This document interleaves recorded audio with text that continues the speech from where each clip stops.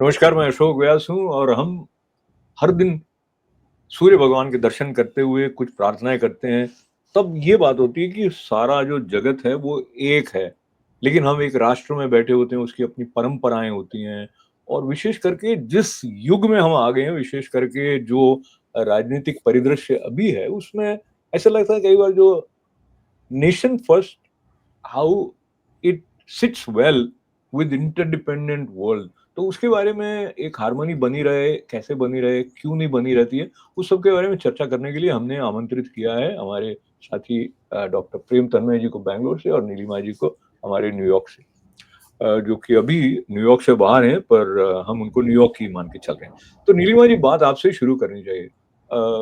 ये जो सवाल उठ रहे हैं ना इन दिनों कि हम ऐसे इंटरडिपेंडेंट वर्ल्ड में है, लेकिन जब नेशन फर्स्ट की बात आती है और फिर विशेष करके एक नया चिंतन शुरू हुआ जब टैरिफ के द्वारा संबंधों को रीसेट करने की प्रक्रिया अपने राष्ट्रपति ट्रंप महोदय द्वारा शुरू की गई, और भी बहुत सारे संदर्भ हैं, but you take it from where you think जो मेक अमेरिका ग्रेट अगेन वाला कॉन्सेप्ट और जो इंटरडिपेंडेंट वर्ल्ड में how how do you see it is resetting relationships among multiple nations, almost the whole world now, it's a new world types, ये अभी figure out कर रहे हैं हम लोग। How do you see it? जैसे आपने मेक अमेरिका ग्रेट अगेन बोला, एक दौर चला मेक इंडिया ग्रेट अगेन, ये है भी वो आपने सुना होगा। जी। हम लोग भारतीय हैं, यहाँ रहते जरूर हैं, और जैसे बाकी कंट्रीज अपनी तरक्की चाहते हैं, इन अमेरिका ग्रेट बनना चाहता है। काफी हद तक मोदी जी के सहयोग से, मोदी जी के आने से India has come up to the world power level और हम ग्रेटनेस की ओर बढ़ रहे हैं।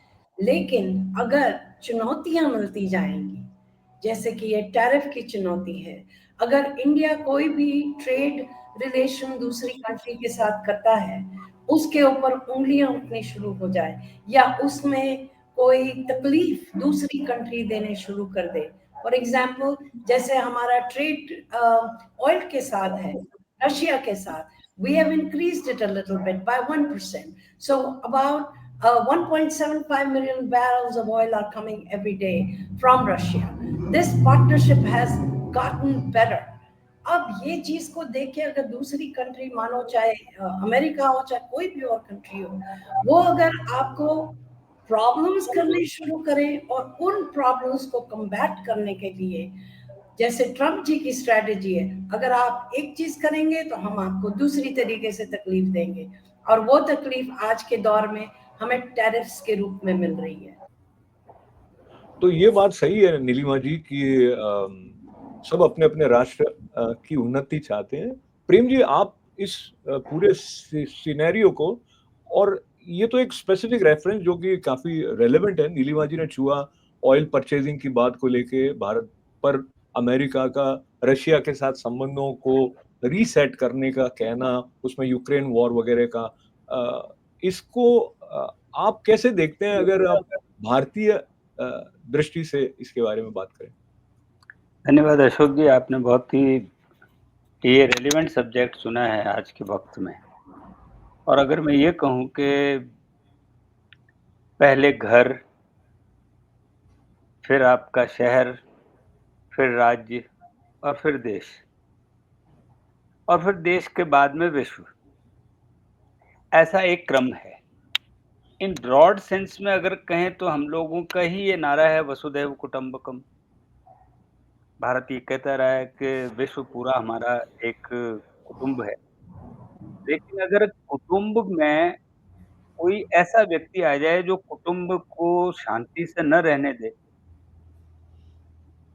तो ऐसे व्यवधान उत्पन्न करें कि आपके घर की शांति खराब हो जाए। हम विश्व के बारे में सोचते हैं, लेकिन विश्व हमारे बारे में अगर न सोचे, तो आप बताइए कि ऐसे में संतुलन रखना कितना मुश्किल हो जाता है। एक तरफ मैं अपनी आवश्यकताएँ पूरी करना चाहता हूँ और उसमें दूसरा राष्ट्र आकर के ये व्यवधान उत्पन्न कर दे कि मैं आपकी आवश्यकताओं को या तो इस रेट पर पूरी करो या मैं ही पूरी करूँगा, या आप उससे नहीं ले सकते, उसको नहीं दे सकते, या मैं ये रेट लगा दूँगा। ये आपकी मर्ज़ी है कि आप किस रूप में बेचें, खरीदें, ये अलग बात है, लेकिन उसका ये कहना कि आप किसी और से नहीं ले सकते। अब मेरे मोहल्ले में एक दुकान खुली है और वो क्या आप इसी से सामान लो और वो ज़्यादा रेट पे बेचे। मैं कहूँगा भई मैं दूसरे मोहल्ले से जाकर के ले आऊँगा, अगर हम इस रूप में लें। तो इसमें निषेध नहीं होना चाहिए, मेरे मोहल्ले को इसके अंदर कोई रुकावट नहीं डालनी चाहिए और अगर मैं विश्व के संदर्भ में कहूँ, तो वो कहता है कि आप पेट्रोल केवल इससे क्यों ले रहे हैं और आप इससे क्यों नहीं ले रहे हैं और आप अगर ऐसा करेंगे तो मैं आपके साथ ऐसा कर दूँगा। ये एक संकीर्ण मानसिकता का स्वरूप है, अगर मैं ये कहूँ। हाँ, हम बड़ी आपदाओं के अंदर सारे विश्व को एक मानते हैं, कहीं कोई सुनामी आ गई है, कहीं कोई भूकंप आ गया है, तो सारा विश्व एक होकर के खड़ा होता है और हम उसकी मदद के लिए आते हैं। लेकिन हम खुद ही मुसीबत में डाल दें पूरे विश्व को, तो ये ठीक नहीं है। तो इस संदर्भ में मेरा ये कहना है कि हम अपने रक्षक अवश्य करें, लेकिन दूसरों की शर्तों पर न करें।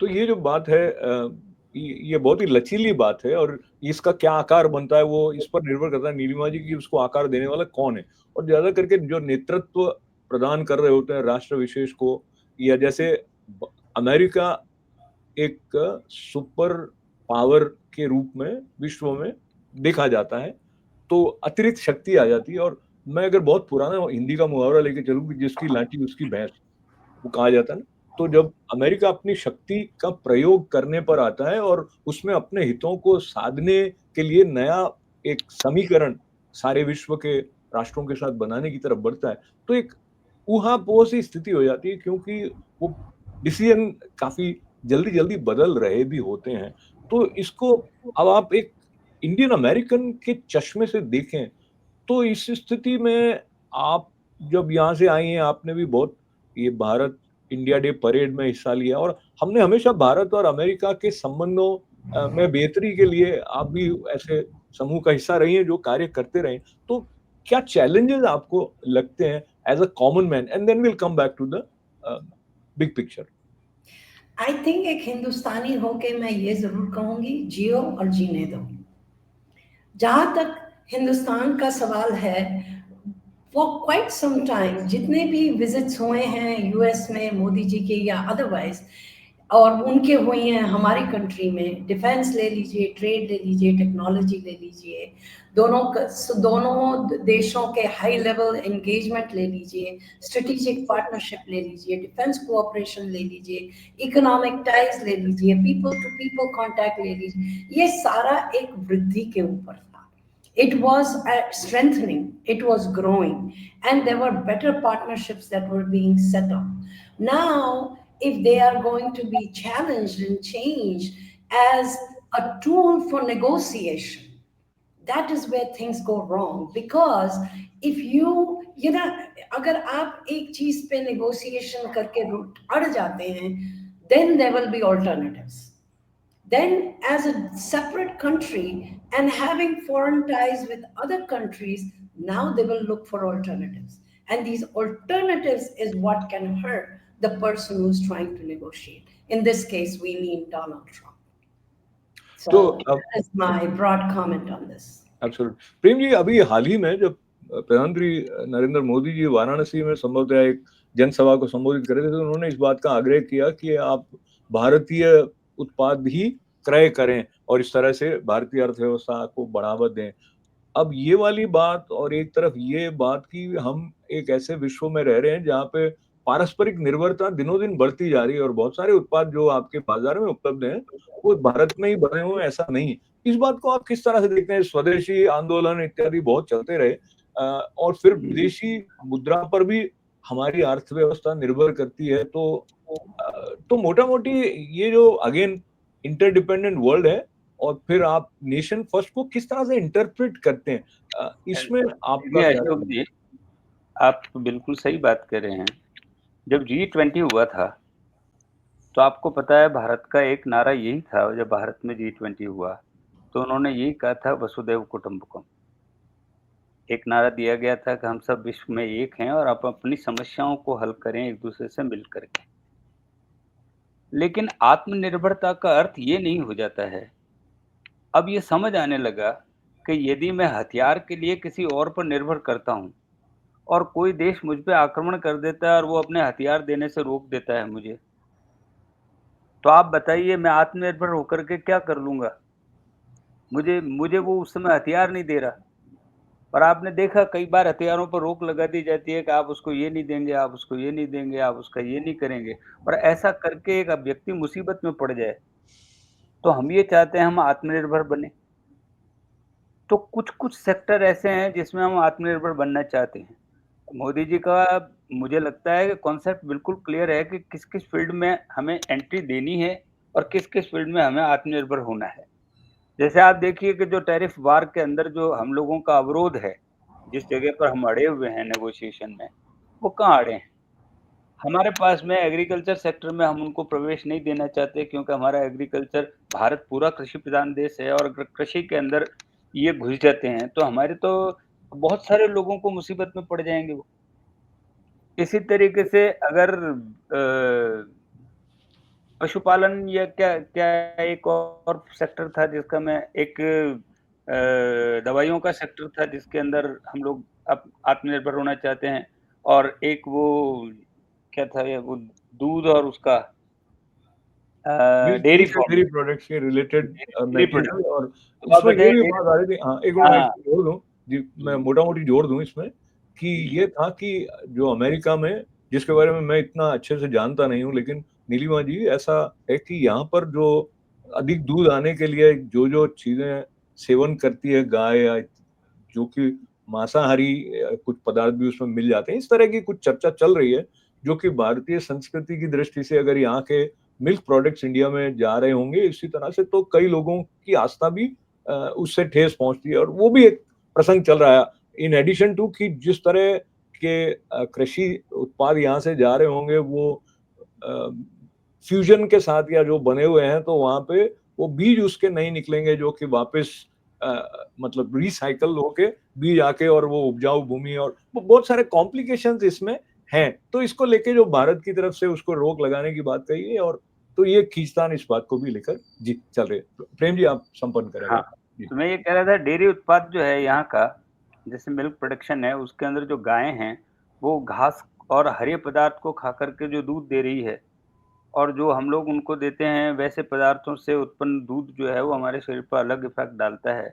और अधिकतर लोग शाकाहारी रूप में जो है इस मिल्क को काम में लेते हैं और अगर वो इफ़ेक्ट करता है और यहाँ की बहुत जनसंख्या है खेत वाले, जो खेतीहर किसान है वो गाय भी रखता है अपने साथ में। पशुधन और कृषि धन, इन दोनों का एक बड़ा ज़बरदस्त आपस में मेल-मिलाप है। तो अगर वो कृषि धन प्रभावित होता है तो साथ में पशुधन भी प्रभावित होता है। हुँ, हुँ। तो इस तो सेक्टर के अंदर वो उनको लाने से रोकना चाहते हैं, हुँ, हुँ। तो टैरिफ यहाँ अड़ा हुआ है। हाँ, तो नीलिमा जी, एक तो ये नेगोशिएशन चल रहे हैं कि भाई ट्रेड डील कैसी बने, और भारत ने यूके के साथ तो एक फ्री ट्रेड एग्रीमेंट कर लिया है, और जो ब्रिक्स देशों में प्रधानमंत्री नरेंद्र मोदी जी की उपस्थिति हुई और ब्राजील ने उनको सर्वोच्च सम्मान दिया इत्यादि, वो सब बातें भी राष्ट्रपति ट्रंप को नागवार गुजरी, क्योंकि ब्रिक्स जो है ब्राजील जो है उसके साथ भी उनका कुछ 36 के आंकड़े हैं, पर वो एक संदर्भ अलग हो जाएगा। मैं इधर आना चाहता हूँ क्योंकि हम थोड़ा व्यापक दृष्टि से इस पे बात करें, तो एक एस्पेक्ट है रिलेशनशिप का जिसको हम इकोनॉमिक एस्पेक्ट कह सकते हैं। लेकिन ऐसे हम ऑफ कोर्स पॉलिटिकली हम उसके बारे में टेंजिबल ढंग से नहीं देख सकते, लेकिन एक पीपल टू पीपल कांटेक्ट होता है, एक इमोशनल बॉन्डिंग होती है, राष्ट्रों के बीच में सांस्कृतिक कुछ आदान-प्रदान इत्यादि रहते हैं। उस दृष्टि से आपको क्या लगता है कि राष्ट्रपति ट्रंप जहाँ से देख रहे हैं, वहाँ पे वो या सबसे अधिक प्राथमिकता इकोनॉमिक एंगल को ही दे रहे हैं? जैसे वो कई बार कहते थे, Modi my good friend, India, I will be the best friend for Hindus in white house, इस तरह के जो उनके वक्तव्य रहे थे, वो कहीं बहुत पीछे छूट गए क्या? अभी ऐसा आपको लगता है कि सिर्फ आर्थिक पक्ष आगे आ गया है, या ईगो आगे आ गया है, या how do you interpret this whole scenario? स्वार्थ जब मिलता है तब सगाई होती है, तो ये तो एक यूनिवर्सल ट्रूथ है, और तब आपके संबंध भी अच्छे रहते हैं। लेकिन जो मोदी जी ने करने की कोशिश करी, where we have Indo-Pacific economic framework and countries are getting together, the Quad countries are getting together. We have looked into defense modernization, and India is a major defense partner with other countries also. with strategic trade authorization, our emerging technologies, our space cooperation with other countries, and our agreements of how to deal with counterterrorism, which is again a very big part of dealing with different countries and how problems arise, what for border problems arise, and other strategic foreign relationships get affected. Yet, there is a whole fabric and a network which is worldwide where one country's action affects the other country, and it is unpredictable. If you're looking at a graphic chart of movements of the ups and downs of either stock market or the currency or anything else, कितनी लाइनें होती हैं? Same thing is how it is affecting the entire world. There is no one unidirection. And the partnerships are changing, the cooperation levels are changing, the countries involved, the names of the countries involved are changing. And Mr. Trump, of course, he is trying to do on his behalf how to make America great again. I'm going back to square one. But in the process, what he's dealing with is not an easy task because it is affecting the global trade arena. And that's a huge challenge that he's facing as of now. And as far as what Premji had said, he is very right that the whole world is going towards organic farming. तो इसमें प्रेम जी नीलिमा जी को बात को साथ में लेते हुए जो प्रायोरिटी अमेरिका को ग्रेट बनाने के पॉइंट ऑफ व्यू से है, तो कहीं ना कहीं ऐसा लगता है कि उसमें economic factor is taking precedence over all other factors, क्योंकि अब ऐसा लगता है चाहे यूरोपियन यूनियन हो, चाहे भारत हो, जो एक अलग तरह का फीलिंग्स रहती थी जिसको हम टेंजिबली पॉलिटिकली या इकोनॉमिक टर्म्स में नहीं बता सकते हैं, वो भी अमेरिका की ग्रेटनेस में उसका भी अपना एक रोल रहता था कि भाई राष्ट्र की छवि कैसी है, कि लोगों का भाव अमेरिका के प्रति कैसा है। अब इस बात को लेते हुए मैं एक और वक्तव्य, देखिए जब से उन्होंने कहा कि एप्पल के सीईओ टिम कुक को बुला के कि भारत में आईफोन उत्पादन बंद कर दो, जो कि हो नहीं रहा वैसे, फिर उन्होंने अलग टैरिफ वगैरह लगाए, बट अभी मैं इस स्टेटमेंट की तरफ आना चाहता हूँ। स्टेटमेंट क्या, इन्होंने तो ट्वीट जैसा जो है उनके ट्रुथ सोशल पे ये कहा कि रशिया और भारत की इकोनॉमी तो वैसे भी डाउन जाने वाली इकोनॉमी है, दोनों एक साथ जाए मेरे क्या फर्क पड़ता है, और कहीं ऐसा हुआ कि इंडिया की इकोनॉमी डेड इकोनॉमी है। अब उसको लेके जो भारत में विशेष करके विपक्ष के नेता राहुल गांधी जी का जिस तरह का था कि दुनिया में सब जानते हैं, सिर्फ प्रधानमंत्री और विदेश मंत्री को पता नहीं है कि डेड इकोनॉमी वगैरह, इसको आप किस तरह से देखते हैं again in the context of our focus nation first? क्या राहुल गांधी जी अलग तरह से उसको इंटरप्रेट करते हैं? एंड दोनों तरफ से देखिए आप, ये बहुत सारे लोगों ने बहुत आलोचनात्मक विश्लेषण किए हैं नीलिमा जी, जिसमें ये मेजरमेंट जिनको देके आप नापोगे कि भारत आर्थिक रूप से कहाँ खड़ा है, तो डेड इकोनॉमी निश्चित रूप से कहीं से भी नहीं कहा जा सकता है। But let's bring in the opposition as Rahul ji reacted to Trump's reference to India being dead economy. Prem ji. देखिए अशोक जी, जहाँ तक राहुल जी का सवाल है, राहुल जी कई बार भूल जाते हैं कि वो भारतीय हैं। उनको ये याद नहीं रहता कि वो कहाँ के रहने वाले हैं। उनको ये भी याद नहीं रहता कि मोदी भारत के प्रधानमंत्री हैं। उनको ये भी याद नहीं रहता कि किससे दुश्मनी कितनी की जाए। उनको ये भी याद नहीं रहता। तो वो कई बार मोदी जी की दुश्मनी में ये चीज़ भूल जाते हैं कि मैं भारत का नुकसान करने वाला हूँ। और उनको भारत की अच्छाइयाँ और भारत की बढ़ती हुई शक्ति और भारत की बढ़ती हुई ताकत भी दिखाई नहीं देती। वो ईर्ष्या के अंदर बोल रहे हैं। वो किसी तरीके से मोदी विरोधी होने का ठप्पा जो उन पर लगा है, वो ऐसे ही नहीं लगा है, उनके ऐसे स्टेटमेंट्स के आने पर लगा है। अब आप सोचिए, ट्रंप ने अपने रिवेंज के लिए या अपना भड़ास निकालने के लिए भारत को डेड इकोनॉमी कह दिया, तो क्या राहुल गांधी को ये सोचना नहीं चाहिए कि ये वाकई डेड इकोनॉमी है क्या? उनका खुद का निवेश इतने सालों में, मैं कल का एक रिपोर्टिंग देख रहा था, जितने पिछले सालों के अंदर जब वो कुछ लाखों में थी उनकी निवेश, और वो जब करोड़ों में कन्वर्ट हो गया,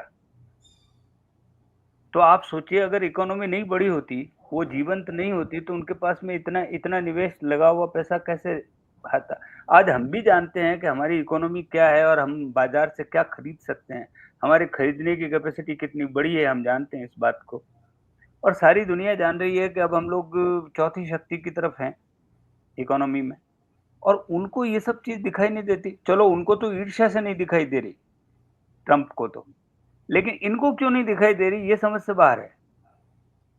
तो ये व्यक्तिगत ईर्ष्या का परिणाम है तो कि वो इस व्यक्तिगत तरीके ईर्ष्या की के साथ बात। जी मैं नीलिमा जी जो कि राजनीतिक रूप से बहुत सक्रिय रही हैं, तो मैं जो एक राजनीतिक धाराएं अलग अलग भारत में चलती रही हैं, तो हम में से बहुत सारे लोग ऐसा सुनते मानते रहे, जैसे प्रधानमंत्री नरेंद्र मोदी आरएसएस बैकग्राउंड से आते हैं, तो वो सांस्कृतिक संगठन है और भारतीय सांस्कृतिक मूल्यों के बारे में वो अधिक ध्यान देते हैं या महत्व देते हैं। पर इसके विपरीत एक समय में ऐसा विमर्श चल रहा था जब प्रथम प्रधानमंत्री थे नेहरू जी, वो भी आरएसएस के प्रति सकारात्मक भाव नहीं रखते थे। यथा और ये भी कनेक्ट करने की कोशिश की गई थी कि महात्मा गांधी जी के हत्या के साथ में भी कहीं न कहीं, बट वो एक पहला संदर्भ है। मैं इसको इसलिए अभी रेफर कर रहा हूँ नीलिमा जी, क्योंकि जो राहुल गांधी जहाँ से आते हैं कांग्रेस में, क्या आपको लगता है कि कांग्रेस में कहीं न कहीं राष्ट्र प्रथम का मतलब कुछ और है, जो कि आरएसएस की दृष्टि से राष्ट्र प्रथम का अर्थ जो है अभी ज़्यादातर स्वीकार्य वो वाला अर्थ है, जिसमें कि आप राष्ट्रीय हितों की सुरक्षा के बारे में और संस्कृति को महत्व देने के बारे में बात करते हो, तो उस कॉन्टेक्स्ट में आप कैसे देखते हैं कि let me just finish by saying, Prem ji, ये भी एक चुनौती है भारत जैसे विविधता वाले देश में विशेष करके, कि नेशन फर्स्ट का मतलब क्या सभी लोग एक ही ले रहे हैं कि नहीं ले रहे हैं? जो बात वैसे अमेरिका पर भी आती है कि जैसे राष्ट्रपति ट्रंप देख रहे हैं, क्या सब लोग वैसे ही देख रहे हैं कि इस तरह अमेरिका ग्रेट होगा? तो इंडियन कॉन्टेक्स्ट में नीलिमा जी आपके विचार? I would say one thing that सबसे पहले आप भारतीय हैं। भारत में रहने वाला हर इंसान सबसे पहले अपने देश प्रेम को देखे, देश की उन्नति को देखे, देश की प्रगति को देखे और देश के उद्धार, देश देश को अग्रण्य रखे। अगर आप ये नहीं कर सकते, तो जिसने भी ये कहा कि आर यू इंडियन, ये सवाल जरूर उठना चाहिए, क्योंकि अगर आपके पास यही क्वालिटीज नहीं है, और चाहे फिर आप अगर कोई बीजेपी का बोले, आरएसएस का बोले, चाहे कांग्रेस का बोले, which in this case is Rahul Gandhi, if you make a statement like that, yes, it is questionable. How can you say that your country is not progressing or it is a dead economy? That is absurd, absolutely absurd. Are you not aware of what's happening around you? And just think of it in terms that वो कांग्रेस का नेतृत्व कर रहे हैं और वो कांग्रेस को वापस आगे लाना चाहते हैं। ऐसी चीजें बोल के वो अपनी पार्टी को हर्ट करते हैं। और केवल ये एक सेंटेंस नहीं, वो बार बार बार बार बार बार इनको कोट किया जाता है, सालों से कोट किया जा रहा है, लेकिन he is not learning his lessons that there are certain things which the country will tolerate, there are certain things the country will not tolerate, and that is why he gets affected. I think जो नीलिमा जी ने कहा, हमारे उस 2-1 minute ही हैं, तो उसके संदर्भ में जो एक उनका वक्तव्य था चीन के और भारत के बीच में, जब युद्ध सी स्थिति बन गई थी गलवान घाटी में, इन्होंने कहा कि चीन ने इतनी भूमि अधिग्रहण कर लिया है, और सुप्रीम कोर्ट द्वारा भी उनको, अगर मैं शब्द प्रयोग करूं, कि लताड़ लगाई गई कि इस तरह की बात बिना किसी प्रमाण के कहने वाला सच्चा भारतीय नहीं हो सकता है। मुझे लगता है ये बहुत मतलब शर्मनाक बात होनी चाहिए, अगर मैं उसको महसूस करूं, अगर मैं राहुल गांधी हूं तो, कि अगर मेरे भारतीयता की सत्यता पर प्रश्न लगाया जा रहा है, तो मैं इस देश में एक नेता के रूप में आगे बढ़ने की बात कैसे सोच सकता हूं? प्रेम जी, आप की कमेंट इसके बारे में? मैं ये कहता हूँ कि राहुल गांधी एक आत्ममुग्ध व्यक्ति है। आत्ममुग्ध का अर्थ है कि वो इतना खुद को अपना विराट स्वरूप मानता है कि वो हैं, वो जो कहते हैं वो सही है और बाकी सारी दुनिया गलत है। वो न तो संदर्भ है, न प्रमाण है, न कोई बात है, न कोई ये है, बस वो जो कह देते हैं वो सत्य है। और ऐसे ही उनके इर्द-गिर्द के लोग हैं जो उनको इस बात पर जो सपोर्ट करते रहते हैं तो और उनकी कही बात के सपोर्ट में खड़े हो जाते हैं। माफ़ी चाहता हूँ, समापन करना है, पॉज़िटिव जी। साइड की तरफ जाना चाहिए। तो इंडो-यूएस रिलेशन में नीलिमा जी आपको क्या लगता है, क्या संभावना है? क्योंकि हर बार ऐसा होता है जब हमें लगता है कि डिप आ गया है, तब फिर भी एक उत्थान आता है। मुझे ऐसे याद आया कि एक समय ऐसा आया था, प्रेम जी हम में से बहुत सारे भूल चुके हैं, कि प्रधानमंत्री नरेंद्र मोदी का वीज़ा रद्द कर दिया गया था, प्रतिबंधित कर दिया गया था उनको अमेरिका आने से, और उसके बाद ऐसा भी समय आया, जो उन्होंने कांग्रेस के दोनों सदनों को यहाँ पे संबोधित किया और क्या उनका स्वागत हुआ है व्हाइट हाउस में। तो मुझे लगता है समय अपने गति से चलता है। नीलिमा जी, भारत-अमेरिका संबंध में आप कैसे देखती हैं आने वाले समय को? आई थिंक आपने जो ट्रैवल का इशू टच किया, अभी काउंसलर डायलॉग भी is focusing on this about legal mobility, travel, illegal immigration, because this is also becoming a challenge, especially for the students. Students जो यहाँ पे पढ़ रहे हैं उनकी लाइफ को असर हो रहा है, आगे चल के यंग लोग जो होते हैं उनकी पूरी जिंदगी उनके सामने पड़ी है, वो बहुत जद्दोजहद करके अमेरिका तक पहुंचते हैं आगे पढ़ाई करने के लिए. There are many fine issues that need to be taken into consideration, and my own feeling is, conglomerates like the G20 and Quads, and this partnership with different countries is going to increase, because this interdependent, the whole definition of world relationships has changed, and thank India you. will emerge higher and higher. I have no doubt. Prem ji, concluding remark आपके, भारत का जो stand है थोड़ा clear, थोड़ा नहीं clear अभी, और थोड़ा वेट करने वाला, थोड़ा डिसाइसिव वगैरह, but how do you see where India stands, specially in the context of what is coming from बिल्कुल सही। अमेरिका? मुझे लगता है कि ट्रम्प साहब को ये बात बहुत जल्दी समझ में आ जाएगी और वो अपने रिलेशन को वापस बेटर बनाएँगे और मोदी इतने ब्रॉड हैं कि वो इस चीज़ को इतना ज़्यादा कंसीडर नहीं करेंगे। और ये तो एक नेगोशिएशन की टेबल है जिसमें आदमी कुछ भी कहता रहता है और अपना लास्ट आर्ग्यूमेंट तक वो लड़ते रहते हैं। और वो बहुत अच्छे व्यापारी हैं ट्रम्प, व्यापारी कभी झगड़ा नहीं करता। वो जब स्थितियाँ संभल जाती है, तो वो जिस जगह पर रेट डिसाइड होती है, वहाँ जाकर के रुक जाते हैं। गुस्से में ये जो भी कुछ हो रहा है, वो एक गुस्से का परिणाम है और मैं ये सोचता हूँ कि आगे जाकर के अगर वो मैच्योरिटी पर कभी भी आ गए, तो मोदी जैसे व्यक्ति से रिलेशन बिगड़ते और संभलते देर नहीं लगेगी। और मैं इसी नोट पर ये बात का समापन चाहता हूँ कि बहुत जल्दी अच्छे रिलेशन बने और वो ये समझें कि मुझे ईर्ष्या से बाहर निकल कर के व्यक्ति के साथ में और देश के साथ में अच्छे रिलेशन बनाने पर विश्वास करना चाहिए। बिल्कुल। तो मैं अब ये बात याद करते हुए कि अगस्त का महीना है, भारत का स्वाधीनता दिवस आने वाला है, जुलाई के महीने में अमेरिका का स्वाधीनता दिवस गया है, तो वैसे भी दोनों देश आस-पास हैं, महीनों की दृष्टि से स्वाधीनता की जो बात है, और मैं भी आप दोनों की बात को साथ लेते हुए वहाँ पे पहुँचना चाहूँगा कि मुझे लगता है एक अच्छी बात, मैं उसको अच्छी बात के रूप में यूँ कहूँगा कि पूरा विश्व एक नए सिरे से फ्रेश थिंकिंग के लिए प्रेरित हुआ है। तो कुछ अच्छे समाधान निकलेंगे, कुछ नए समीकरण बनेंगे, राष्ट्र अपनी अस्मिता के बारे में नए ढंग से सोचेंगे, जैसे कनाडा को भी सोचने के लिए राष्ट्रपति ट्रंप ने एक नया वैचारिक सामग्री दे दी, कि कहा कि हमारा 51वीं स्टेट बन जाओ, फिर वो अपने ढंग से। तो बहरहाल I I also see that change, as general saying goes, is always good, but we have to work to make it good. And I think उस दिशा में सारे विश्व के नेता अपने अपने राष्ट्र को प्रथम रखने की दृष्टि से जो उचित कार्यवाही है वो करने ही वाले हैं। नीलिमा जी, आपका बहुत बहुत धन्यवाद है। प्रेम जी, आपका बहुत बहुत धन्यवाद है। और मैं सिर्फ ये बात और कहना चाहता हूँ कि कई बार हमें लगता है कि हम एकदम कंक्लूजन पर पहुंच जाएं, जो कि संभव नहीं है। बहुत सारे सिरे जो हैं वो खुले हुए हैं और वो धीरे धीरे समन्वय की तरफ आएंगे। ऐसी हम तीनों की अ, इच्छा, कामना, प्रार्थना, सब कुछ। बहुत बहुत धन्यवाद। आपका आभार। शांति। नमस्कार, नमस्कार।